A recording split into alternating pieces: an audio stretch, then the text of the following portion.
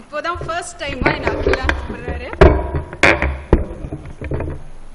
எப்போ என்ன கொஸ்டின் கேட்டாலும் சரி, என்ன பேசுறதுக்கு கூப்பிட்டாலும் சரி, உமா தானமா அகிலா தானமா அப்படி கன்ஃபியூஸ் ஆயிடுவாரு.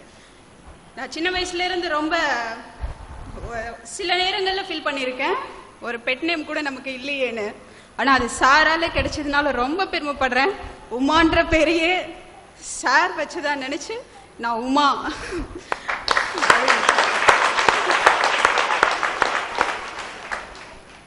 நான் கிளாஸ் ஜாயின் பண்றதுக்கு முன்னாடி ஒரு கிளாஸ் போயிட்டு இருந்தேன். அப்போ விஏஓ குரூப் 2 அட்டென்ட் பண்ணேன். 165 அடிச்சிருக்கோம். விஓல 165 கொஸ்டின் கரெக்டுனா, குரூப் 2ல 150 கொஸ்டின் கரெக்டுனா எனக்கு ஜாப் கிடைச்சிரும் அப்படின்ற ஒரு அதீத நம்பிக்கை எனக்கு. நான் ஆன்சர் கீயை பார்த்துட்டு தான் சொல்றேன். சாரோட ஆன்சர் கீயை செக் பண்ணிட்டு அப்போ ஒரு நம்பிக்கை கண்டிப்பா கிடைச்சிரும் அப்படின்னு. அப்புறம் ஒரு என்ன நினைச்சேன்னு தெரியல, திடீர்னு அப்படி கிடைக்கல, சப்போஸ் கிடைக்கலன்னா என்ன பண்றது அப்படின்னு நினைச்சு நான் ஒரே நாள்ல முடிவு பண்ணதுதான் கண்டிப்பா சாரோட கிளாஸ்க்கு போகணும். நிறைய நாள் நினைச்சிருக்கேன் சாரோட கிளாஸ் போகணும். ஆட் பார்த்துட்டே இருப்பேன், நியூ பேட்ச் எப்போ போடுறாங்க அப்படின்னு பார்த்துட்டே இருப்பேன். பண்ணிட்டு இருந்தேன். காலேஜ் போயிட்டு இருந்தப்போ அப்பெல்லாம் நான் அட்டென்ட் பண்ண முடியாது. சரி, நம்ம வின் பண்ணனாலும் கண்டிப்பா கிளாஸ் போய் அட்டென்ட் பண்ணலாம் சார் கிளாஸ் அப்படின்னு ஒரே நாள்ல முடிவு பண்ணி நான் ஜாயின் பண்ணேன். ஃபர்ஸ்ட் டேவே சாரை மீட் பண்ணி பிரேக்ல பேசுறேன். சார் நான் குரூப் 2ல 150 அடிச்சிருக்கேன் சார். ஓகேம்மா, நீங்க ஜிகே நியூஸ் பேப்பர்ஸ்லாம் படிங்க, இன்டர்வியூக்கு யூஸ் ஆகும் அப்படின்னு சொன்னாரு. அதுக்கப்புறம் ஃபர்ஸ்ட் டே கிளாஸ் அட்டென்ட் பண்றேன், ஒண்ணுமே புரியல. சார் ஃபர்ஸ்ட் கிளாஸ் அட்டென்ட் பண்ணது கான்ஸ்டிடியூஷன். அந்த கான்ஸ்டிடியூஷன்ற வேர்டே எனக்கு தெரியல. சிவிக்ஸ், ஹிஸ்டரி அப்படிதான், ஜியாகிரபி அதுதான் தெரியும். கான்ஸ்டிடியூஷனா அப்படி ஒரு சப்ஜெக்டா, நம்ம என்ன குரூப் 2 எழுதணும், குரூப் 4 எழுதணும் அப்படின்னு எனக்கு தோணுச்சு. சார் இங்கிலீஷ் மீடியம் புக்கு வச்சிருந்தாரு, இங்கிலீஷ் மீடியத்தில் நடத்திட்டு இருக்காரு, தமிழ்ல டிரான்ஸ்லேட் பண்ணி சொல்றாரு. நான் தமிழ் மீடியம் புக்கு வச்சிருக்கேன். எனக்கு ஒண்ணுமே புரியல. ஃபர்ஸ்ட் டேவே ஃபர்ஸ்ட் பிளேஸ்ல உட்கார்ந்துருக்கேன். என்ன பண்ணிட்டு இருக்க, எந்த பேஜ் தேடிட்டு இருக்க, அப்படியே மனசெல்லாம் நடுங்குது. ஐயோ பயந்துட்டேன். அப்படியே நாளைக்கே கிளாஸ் வரக்கூடாது, அப்பயே முடிவு பண்றேன் நாளைக்கே கிளாஸ் வரக்கூடாது அப்படின்ட்டு. போக போக போக அப்படியே விஷயங்கள் அப்படியே வரிசையா வந்துகிட்டே இருக்கு. இந்த நாலேஜ்ல நமக்கு இல்லவே இல்லையே, நமக்கு தெரியவே இல்லையே. அப்புறம் தான் நான் ஆர்வமா கவனிக்க ஆரம்பிச்சேன் ஒவ்வொரு கிளாஸும். ஹிஸ்டரினா எனக்கு பிடிக்கவே பிடிக்காது சின்ன வயசுல. ஆனா அப்பா பேசிக்கா ஹிஸ்டரி நல்லா பேசுவாங்க, எனக்கு பதிலே சொல்ல தெரியாது.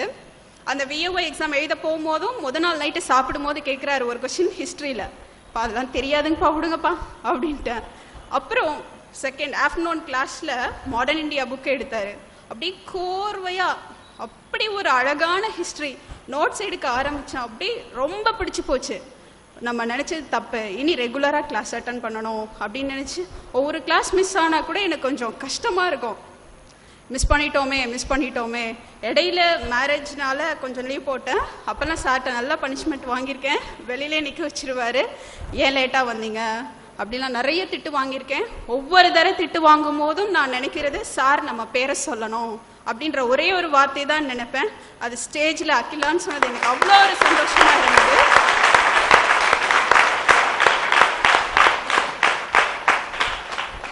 ஃபர்ஸ்ட் வீக்ல என்னோட ஃப்ரெண்டு, பிஎட் ஃப்ரெண்டு பார்த்திபன், இப்போ டெப்டி கலெக்டரா திருநெல்வேலியில இருக்காரு. அவர் என்னோட கிளாஸ்மேட்டு. நான் ஃபர்ஸ்ட் டே கிளாஸ் போயிட்டு நான் அவர்கிட்ட சொல்றேன் ஃபோன் பண்ணி, கான்ஸ்டியூஷன் சார் இங்கிலீஷ்ல நடத்துறாரு, எனக்கு ஒரு மாதிரி கஷ்டமா இருந்துச்சு, நான் தமிழ் மீடியம் புக்கு வச்சிருக்கேன்.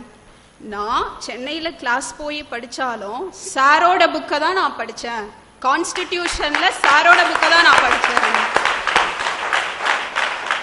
தடங்களுக்கு மன்னிக்கணுமா, இவங்க சொல்ற அந்த கான்ஸ்டிடியூஷன் புக்கையும் தமிழ்ல பண்ணது இதே மாரி அவர்கள் தான். அந்த கான்ஸ்டிடியூஷன் புக்கு இப்ப தமிழ்நாடு ஃபுல்லா ஃபேமஸ். நிறைய பேர் தமிழ்ல அவ்வளவு குவாலிட்டியான புக் இல்லைன்னு வாங்கி படிக்கிறாங்க. அதை பண்ணதும் மேரிதாங்கிறது இவங்க சொல்றதுனால எனக்கு ஒரு ஞாபகம். அவ்வளவு ப்ளீஸ் கண்டினியூ. கஷ்டமா எடுத்துக்காதீங்க. சார் ஒவ்வொரு தடவை நம்மளை கூப்பிடுறாரு, நம்மளை கொஸ்டின் கேட்கிறாரு, நம்மளை திட்டுறாரு அப்படின்றது நமக்கு பிளஸ் தான். கொஞ்சம் கூட நீங்க சோர்வடைய வேண்டாம். தொடர்ந்து முயற்சி செய்யுங்க. சாரோட கிளாஸை ஹியர் பண்ணாலே போதும். நிறைய கொஸ்டின் நான் அட்டன் பண்ணும்போது சார் தான் முன்னாடி ஞாபகம் வரார், இது சொன்னாரே இப்படி சொன்னாரே, அப்படிதான் நான் திங்க் பண்ணுவேன். ஸோ சாரோட வார்த்தைகளை கிளாஸ்ல நல்லா வாட்ச் பண்ணுங்க. ஒரு நிமிஷம் கூட நீங்க டைவர்ட் பண்ணாதீங்க. கிளாஸ்ல கேர்ஃபுல்லா நல்லா வாட்ச் பண்ணுங்க சாரை. சாரோட வார்த்தைகள் நம்ம கிளாஸ் எக்ஸாம் ஹால்ல கண்டிப்பா கேட்கும். நமக்கு நம்ம திங்க் பண்ணோம் அப்படின்னா.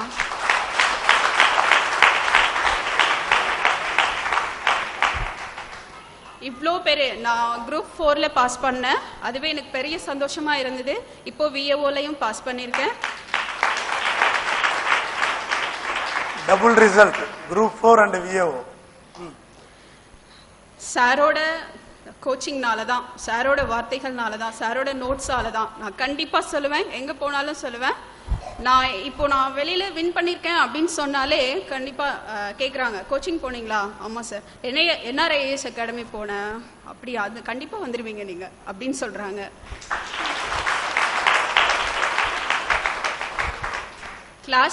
நான் கிளாஸ் முடிச்சுட்டு ஒரு பேட்ச் முடிச்சுட்டு நான் திரும்ப ஒரு காலேஜில் போய் ஜாயின் பண்ணேன். அங்கே ஒரு லெக்சரர் நான் வின் பண்ண அன்னைக்கு அவங்களுக்கு இன்ஃபார்ம் பண்ணும்போது அவங்க கேட்டாங்க, எங்கே படிச்சிங்க? NRIS அகாடமியில் தான் சார் படித்தேன். ஐயோ, நான் ஃபர்ஸ்ட் கிளாஸே போயிட்டு பயந்துட்டு நான் வந்துட்டேங்க. கண்டினியூ பண்ணியிருந்தா கூட உங்களுக்கு முன்னாடியே நான் வின் பண்ணியிருக்கலாம் அப்படின்றாங்க. அந்த மாதிரி யாரும் நீங்கள் பயப்பட வேண்டாம். கண்டிப்பாக சாரை ஃபாலோ பண்ணி நல்லா படிங்க. வெற்றியாளராக நிச்சயம் வெற்றி பெறலாம். தேங்க்யூ.